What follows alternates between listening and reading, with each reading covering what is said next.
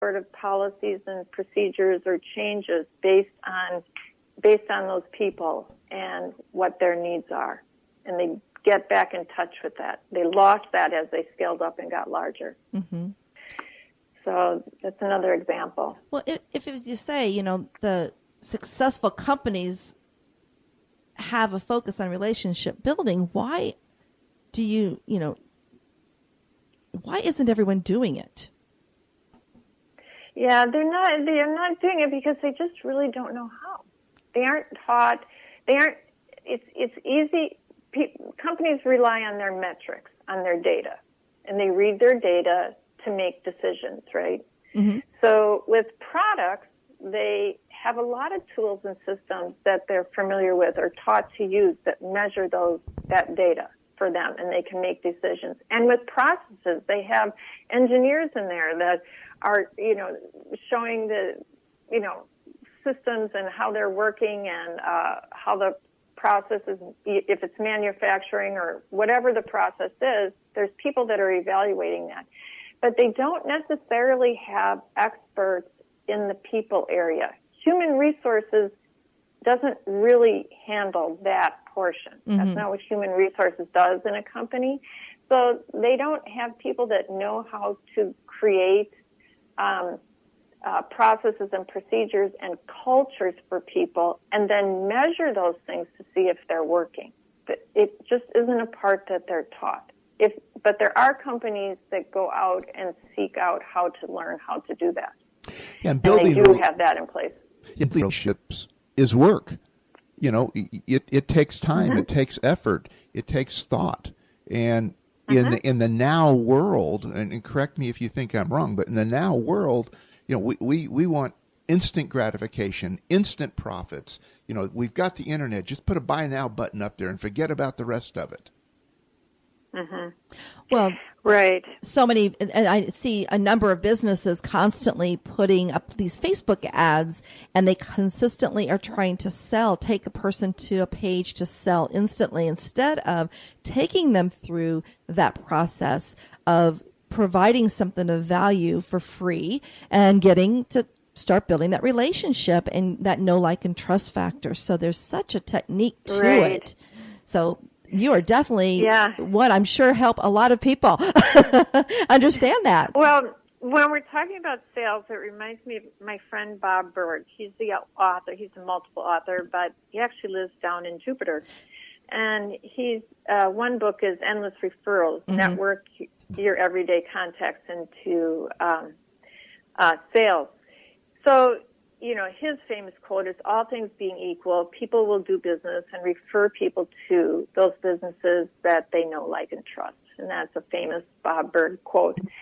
And if, when we do pay attention to people, that we get referrals back. And so you can really that is one of the measurements you can use to measure what, because if you're spending money out in marketing or, that buy now button, but would it be easier just to have people going out and marketing for you because of word of mouth marketing? If a restaurant opens too soon before they're ready, they're going to get a lot of bad PR, right? And to recover from that, it's going to be really costly.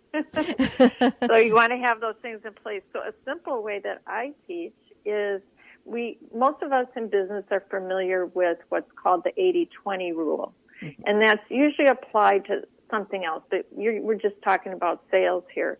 So if you apply that to marketing and sales, so there's another very famous book, Jab, Jab, Jab, Right Hook, by Gary Vaynerchuk. Mm-hmm. And that applies to, he does give, ask.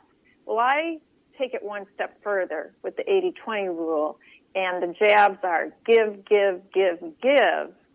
ask.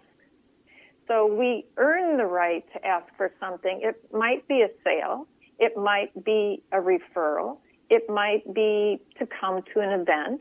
It might be any kind of ask. But if we have added value, that's what the giving is, giving value to people over, 80% of the time, we earn the right to ask for something, and people will respond. People listen. People open emails more. People do everything more if they know there's something of value there in your giving. It's really a golden rule, and it really works, and it's measurable. And that's the important fact right there, is you can measure the relationships that you're building by those that respond back to you with the value that they're receiving through testimonials, whether it be on, a verbal testimonial to you, or they put it on one of your social sites. So they do get individuals that you're serving then do come back and provide that value back to you. They do. Did you know that even the Department of Labor says the number one human need is the feeling of being appreciated? Mm-hmm. Now, if the Department of Labor, it's a little incongruous to think that they would be measuring that. But that trumps money in job satisfaction, which is their bailiwick, that they're looking at. That trumps money and job title in people staying at a job. The feeling of being appreciated. So that's sort of one of those soft things. How do you measure that? But it's more often the reason people will stay, and we know the cost of retraining someone, so it's much more cost effective to keep an employee than to keep retraining different ones, right? That's for sure. Huge. That's huge. So saving money is very much making money, very much profits. So if the feeling of being appreciated trumps your salary and trumps your title, then how valuable is that for us to learn how to do that? Oh, for sure. And, and it's like, it doesn't take much to just say thank you or you're appreciated. It's just words. I mean, you don't always have to go out and get the cards and the gifts and the flowers, but just saying it. I appreciate you. Yeah, there's some things I offer companies, really simple tools where they actually find out how individuals want to receive that appreciation. Cheri, here's an example. If you take two employees and let's say they have the very similar jobs, but they're two pretty different people. So an employer sees that they're doing really well, and this employer thinks, wow, I really want to recognize them for doing so well. I'm going to give them a promotion. So he goes to employee A and he says, Jack, you've been doing such a great job. Tomorrow I'm going to promote you to manager of this department. And XYZ, you've done this, that, and the other thing. He goes to employee B and says, Sarah, you've been doing such a great job. I'm going to, promote you to manager of the department. And the next day, Jack doesn't show up for work, and Sarah does. Why do you think that would be?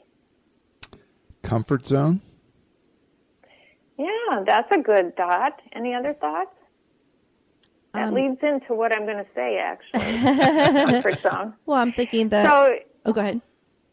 Go ahead. No, you go ahead. Oh, I was going to say, I'm thinking, well, they're two different, like you said, they're two different people. I mean, personalities and behaviors. And one, it really made an impact. The other didn't. It didn't impact them. Didn't think about it. Yeah. And it maybe intimidated them. Scared them. Yeah, intimidated them. Scared them. Mm-hmm. So one might have a personality characteristic style that they're ready just to jump into something without maybe preparation or forethought. Mm-hmm. Now, what this employer could have done, there are simple tools to use with employees that you can assess how do they like to receive recognition. How do they what do they need to feel that feeling of appreciation? It might be a simple thank you. It might be, it depends what their drivers are. Are they driven by recognition? Maybe they want a certificate. Maybe they want to be mentioned at an employee party. Maybe they do want a promotion, but maybe they want, preparation before that promotion. So there's lots of different drivers for people that make them feel that. So it's all really about the receiver, and it really comes down to asking them. And there's very simple, when the larger the company, you might not be able to ask every single person, but you can integrate it into a job interview, and you can also integrate it into an assessment that you have that on file, so you know what's important to that person. So if you reward them or, recognize them in the way that they like to be recognized, that's going to go a lot more miles than the way you would want to be recognized. See, that employer, maybe what he would want is the promotion. So he's giving that to him because he thinks that's the most valuable thing he can do. Well, maybe not. Yeah, some people just, as Richard said, the comfort zone, or being fearful. Maybe they don't really want a promotion; they just want to come to their job and do their job good, and have a thank you come back. I'm an attaboy. So very important. And also that kind of reflects too how important it is then for employers to really know their employees and build that relationship and understand them a little bit more deeply. Yes, very much so. Interesting.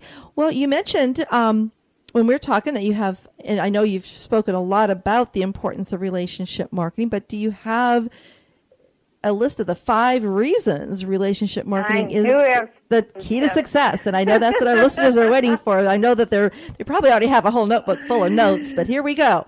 Okay. Well, I have 5 reasons or 5 tips. It doesn't mean there's only 5. It just means these are 5 that I offer. So the reason one I have is something that we have really kind of talked about here, but relationship building establishes this perceived value for people, and that people will do business with those they know, like, and trust. It saves money and it saves time. And the perceived value of being a friend of the company and a part of the community that company serves is inclusive, and that so directly relates to increased referred sales. So relationship building just trumps everything else that the company is trying to do, and it's throughout. It gets from the people that come to, pick your whatever up in the morning, your garbage, or, whoever you're working with that supports that, not just your customers. Sort of a unfortunate story. I was buying a telephone at, I guess I won't mention a store.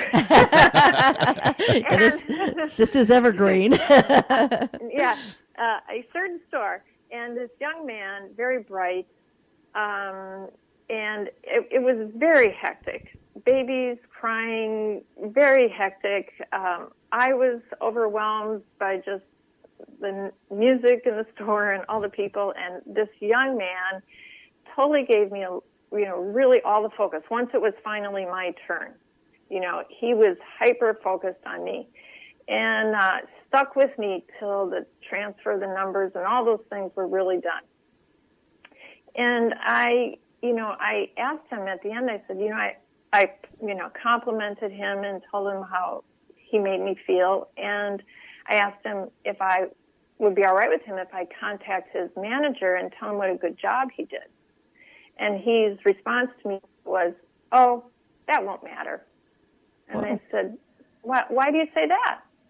And he said, "Well, because we're not treated the way we're taught to treat other people." Oh my gosh. And it's unfortunate and that the focus is on the customer, but that's like one little box only. It's not a thread that goes through the whole organization. So the building needs to be, and open door policies, it needs to be a thread through the whole organization. And that's pretty powerful. Yeah, that is. And so I just told him, I hope you find a position someday where you feel more valued because you really deserve it. Wow, that's cool. So another reason, relationship building is the most effective marketing process.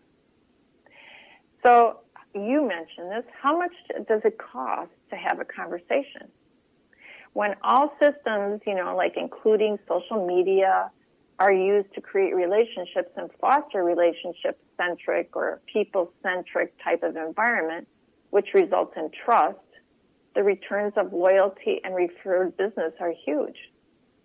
So social media, that's what we're talking about, is very powerful. And we need to remember to stay really positive on